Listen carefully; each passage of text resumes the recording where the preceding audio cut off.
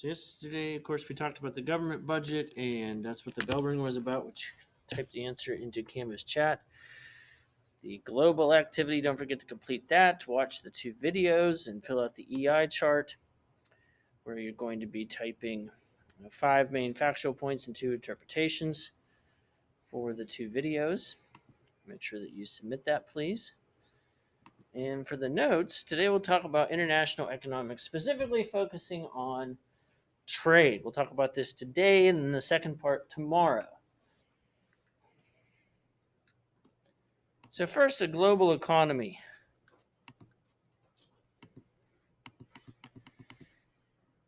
And it's important to know that when we talk about the global economy, we're talking about trade. We're talking about the distribution of resources. The distribution of resources.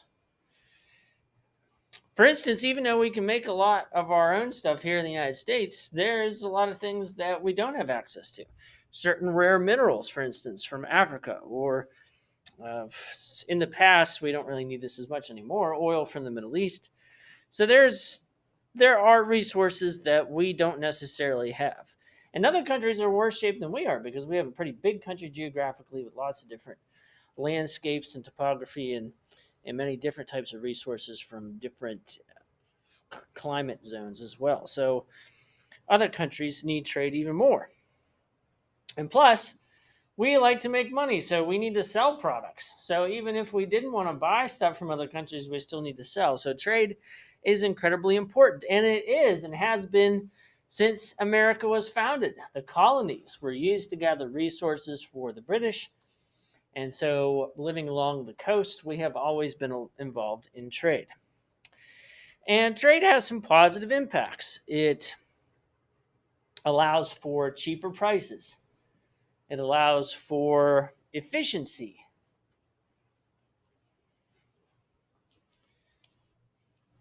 Greater number of choices.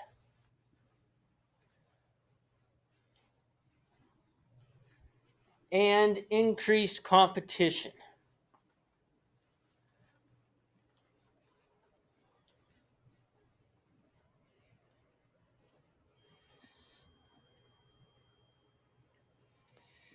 And it's, of course, important for the United States because we are one of the world's top exporters. We're usually number one, two, or three. Right now, we're number two.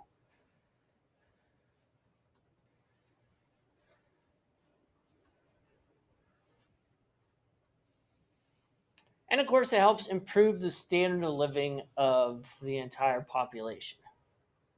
It's estimated that in the last 30 or 40 years, for instance, over a billion people have been lifted out of poverty because of trade.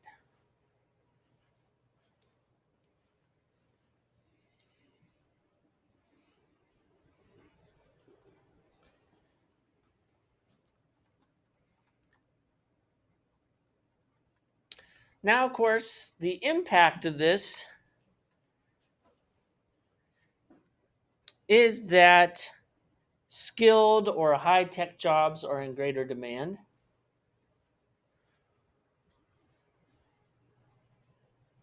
But low skill jobs are not. That is in the United States. Because obviously, there's a lot of low skill laborers that live outside the United States, and they're going to be willing to take less money. Another impact is that there are international corporations, companies that are big and powerful, spread through multiple countries. So some people, of course, are suspicious of powerful corporations, so that is something that concerns some individuals.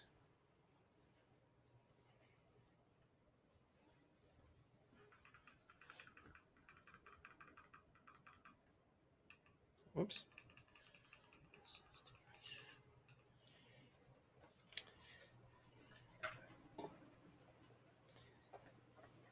And when we talk about trade, there is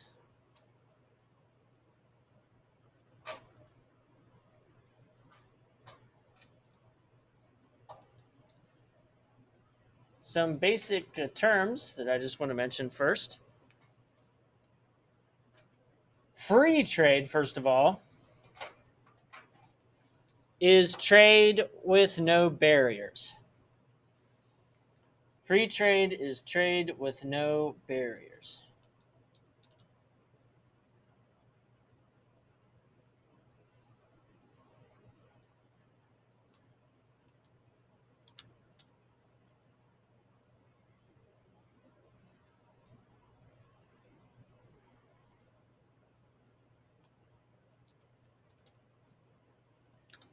So you might wonder what kind of barriers exist. Well, first, there's one that you've heard about in history classes before, and that would be tariffs, taxes on imports.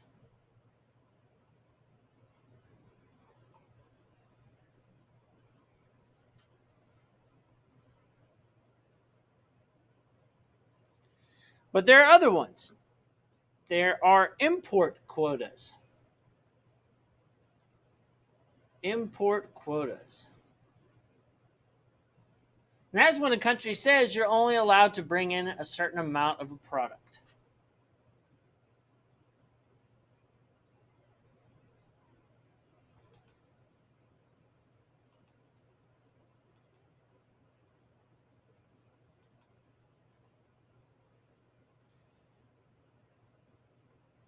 Then there's also product standards.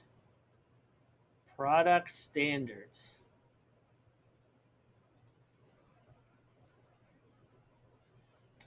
And this is when a government has requirements for a good or service.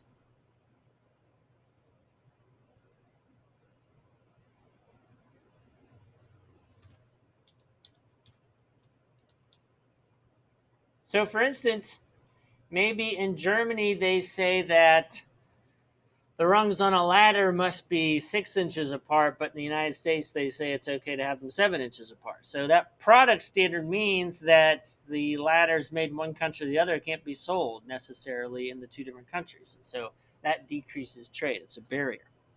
So product standard would be another one. Export restraint. Export restraint.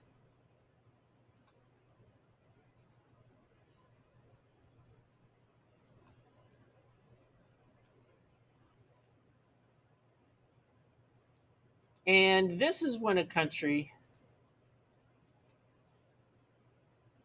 doesn't allow goods to be shipped out.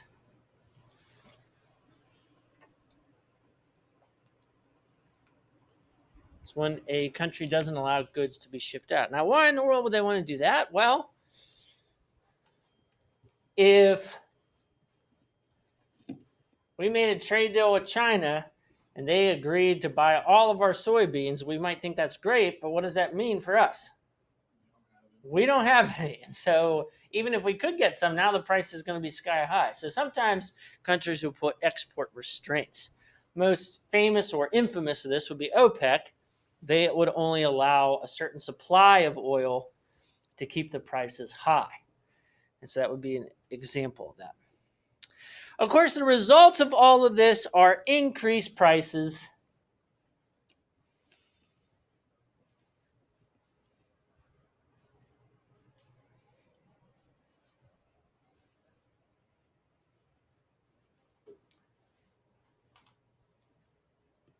And trade wars. Now, a trade war is not a literal war. Nobody's firing bullets at each other. It means if we put tariffs on the products, then the other country is going to respond by putting tariffs on our products and so on. And they'll be real targeted. Other countries know how our system works. They know the Senate has representatives from each state. They know the president gets elected by the Electoral College. And so they know swing states, for instance, are Wisconsin. That's one of them because President Trump won that. And before him, President Obama won it. And President Biden won Wisconsin. So it flips back and forth. So when we put tariffs on other countries, they'll put a tariff in return on Wisconsin cheese, for instance. So they'll make it real specific. So that way it hurts someone politically. So trade wars end up as a result of these barriers as well. And there are two different views on trade. One view on trade is called protectionism. Protectionism.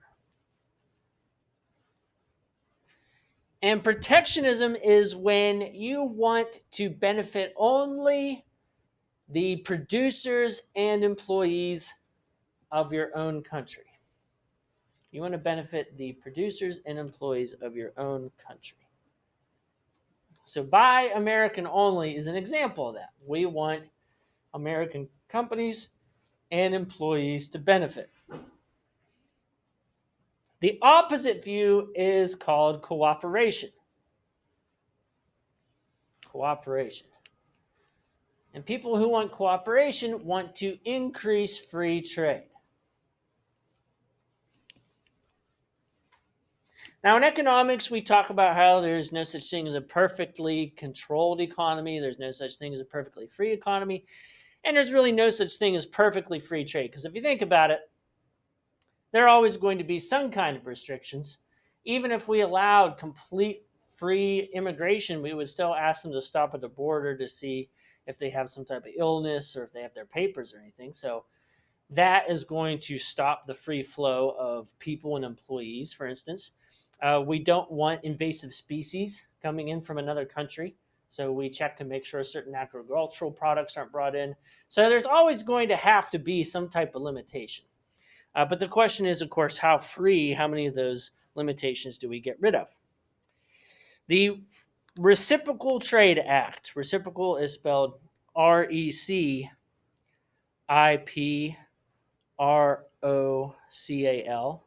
That's RECIPROCAL.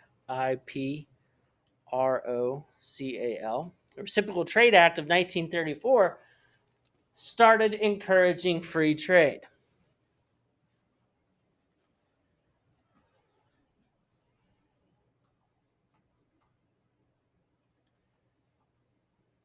But many during the Great Depression decided not to engage with it because they wanted to basically protect their own economies. And so instead, large tariffs were passed during the Great Depression, which probably made the Depression even worse. Once the new tariffs were put on, we thought we were protecting our own businesses. We found out that our businesses stopped being able to sell goods to other countries. And so the high tariffs during the Great Depression actually ended up hurting us. So more countries should have, including the United States, been involved with the Reciprocal Trade Act. The Great Depression, then World War II, then the Cold War, all kind of stopped trade from really opening up. But in 1995, the World Trade Organization was established to try to help negotiate better trade between countries.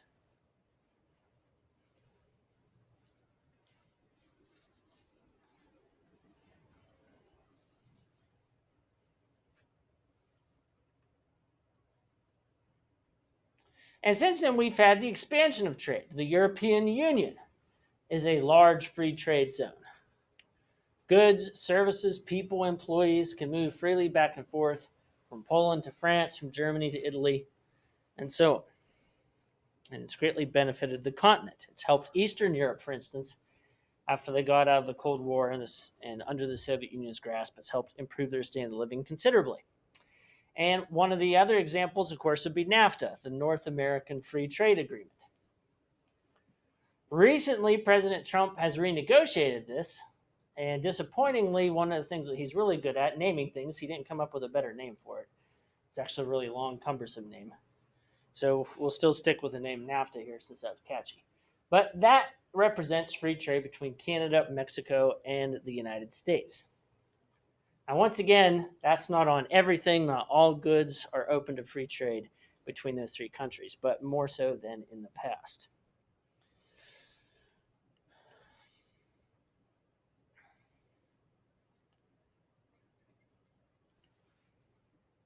The main reason why, of course, trade is beneficial is because of the comparative advantage. That's what that second video was about.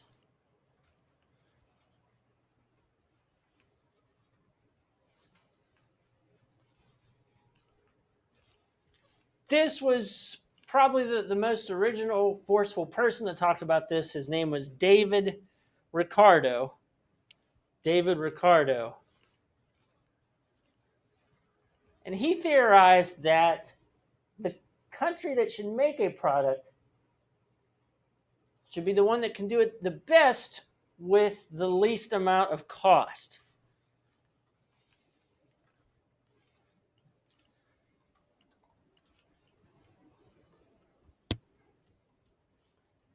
So, for instance, the United States, let's say we're good at producing both cars and blue jeans, and China is not as good at producing both those products.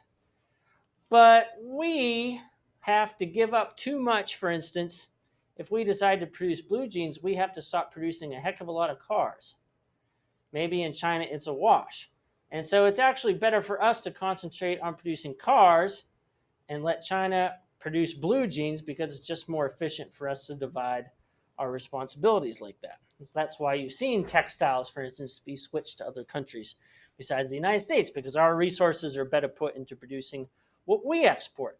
China, a lot of people comment, oh, they produce a lot of cheap junk. That's true. And you'll find a lot of trinkets and small things and even some electronics in our homes made in China. We produce airplanes. We produce bulldozers. We produce supercomputers. So we export things that are a lot more complex because our workforce is more educated and more specialized and technical.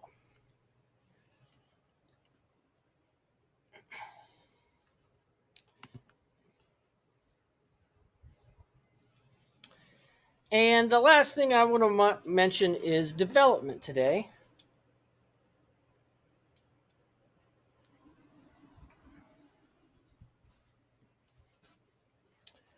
Trade has allowed countries to progress economically.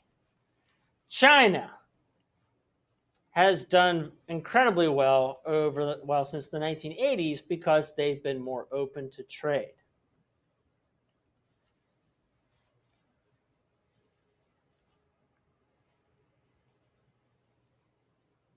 And I mentioned earlier, over 1 billion people have been lifted out of poverty because of better trade.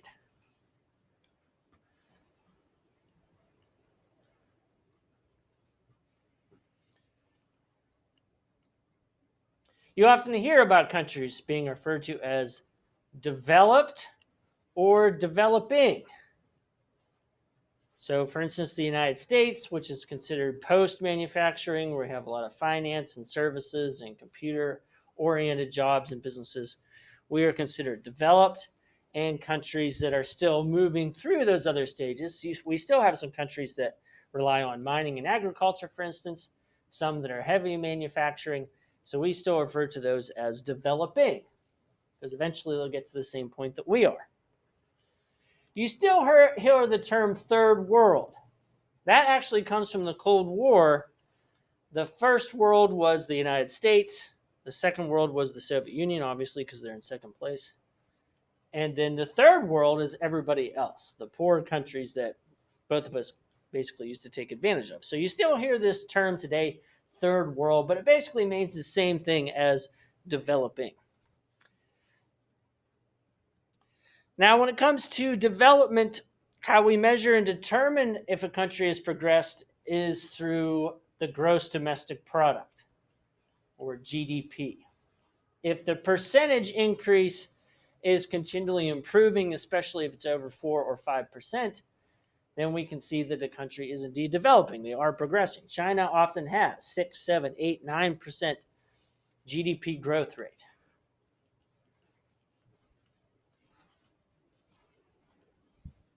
But there are other ways of telling if a country is developed through other statistics, such as life expectancy, energy consumption, or, for instance, infant mortality.